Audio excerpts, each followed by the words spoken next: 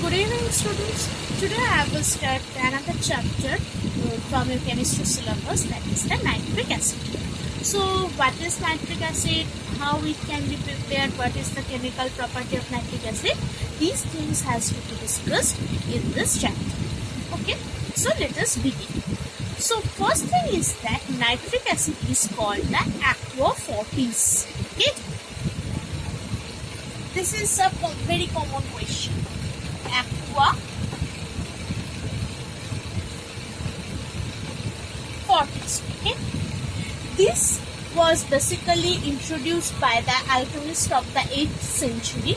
Next, the scientist Glauber had prepared this nitric acid by distilling the nitrate, that is potassium nitrate acid, KNO3, with the concentrated sulfuric acid, and that's why it is called the nitric acid.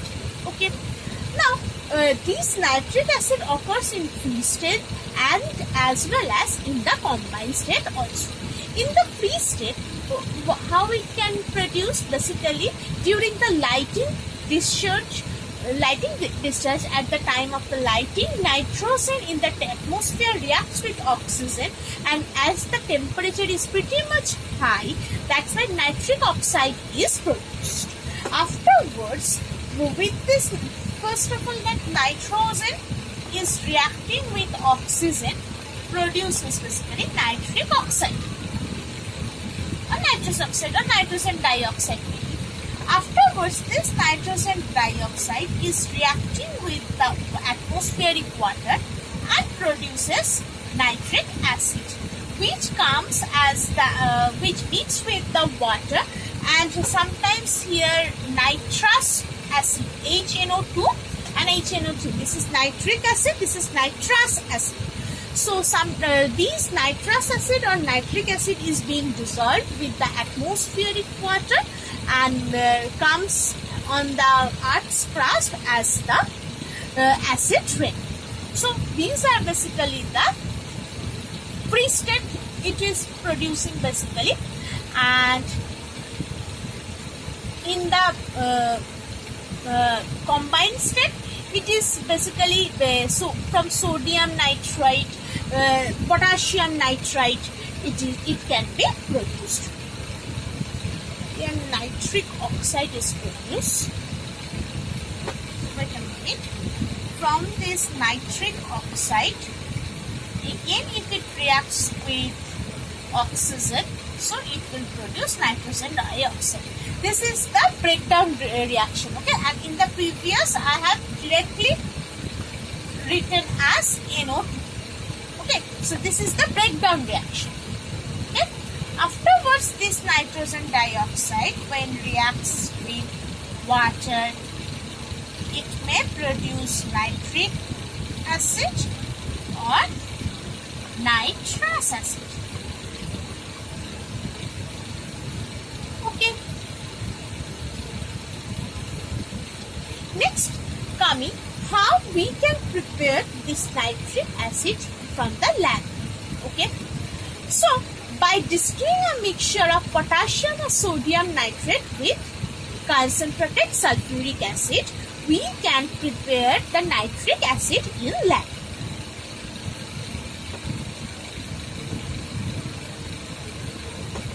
So what is the basic reaction? It is potassium nitrate, KNO3. It is reacting with sulfuric acid, H2SO4. And if the temperature is less than 200 degrees Celsius, then it will produce potassium bisulfate, which is basically the acid salt. Why acid salt? Because one replaceable hydrogen is present here.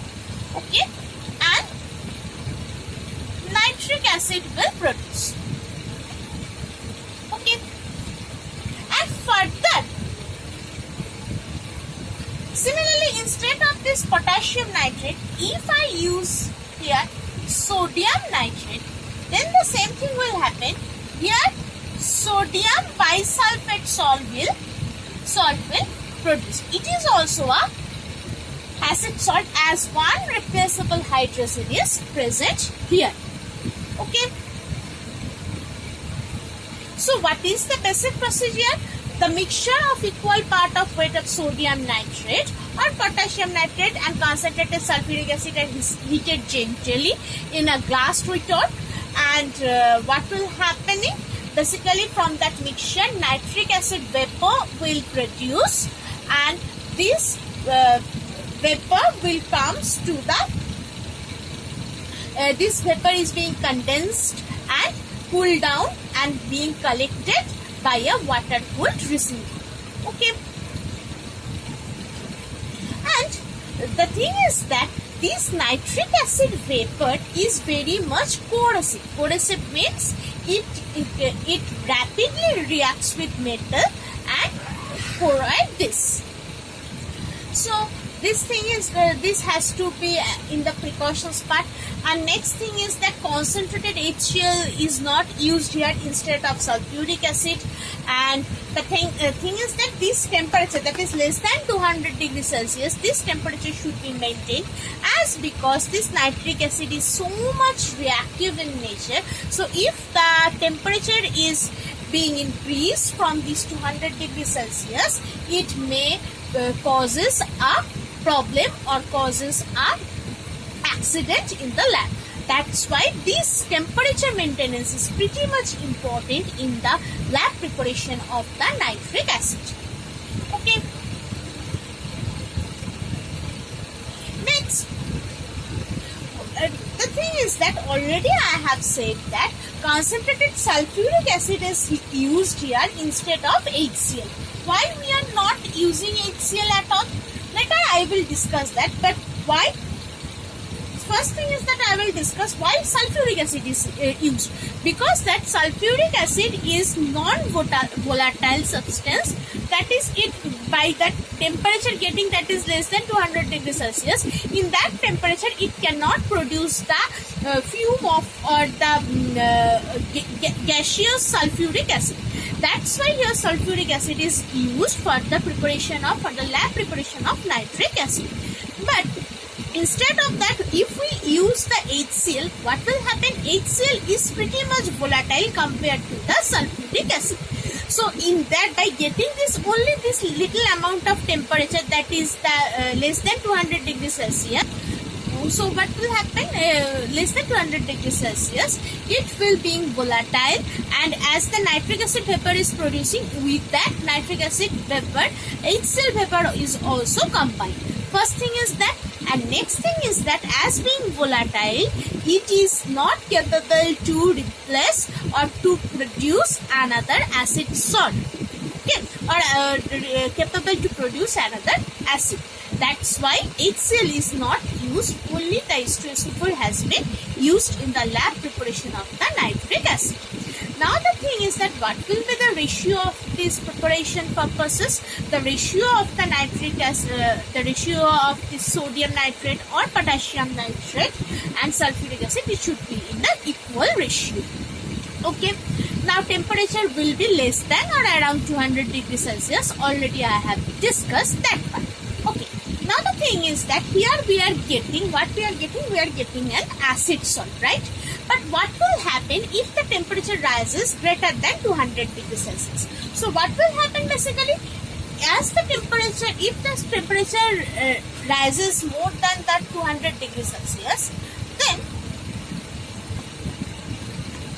this potassium bisulfate will react with another potassium nitrate, and this sulfate, this hydrogen is being replaced by this potassium. So K will come here, H will go there. So it will produce K2SO4 plus HNO3. When it will happen? If the temperature is greater than 200 degrees Celsius. Okay. But the thing is that in general I have already said that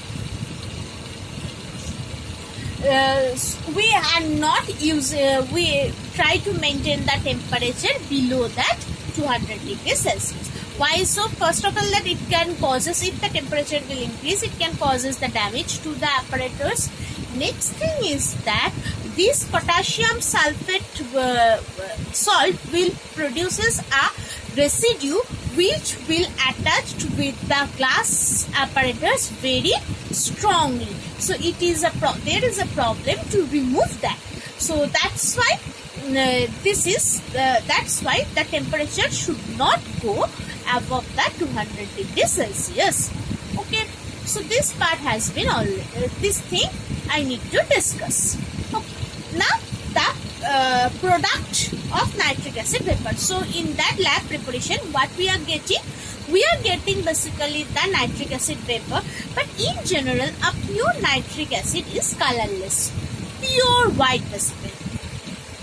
But now the thing is that what will in the lab, whatever the nitric acid vapor produces in the lab, the color of that product is a light yellowish. Why it is yellowish or light brownish basically, yellowish brown basically, because as the temperature is more compared to the natural temperature or atmospheric temperature, nitric acid vapor or nitric acid sometimes decomposes into nitrogen dioxide and oxygen.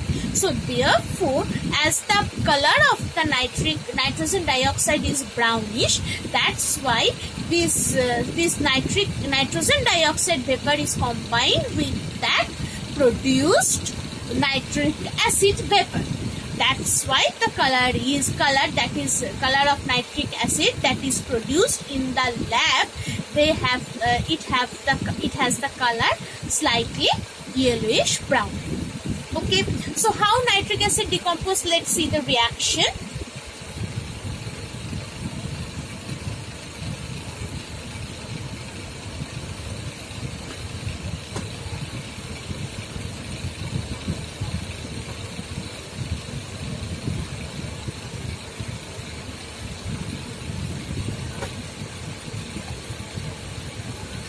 Nitric acid,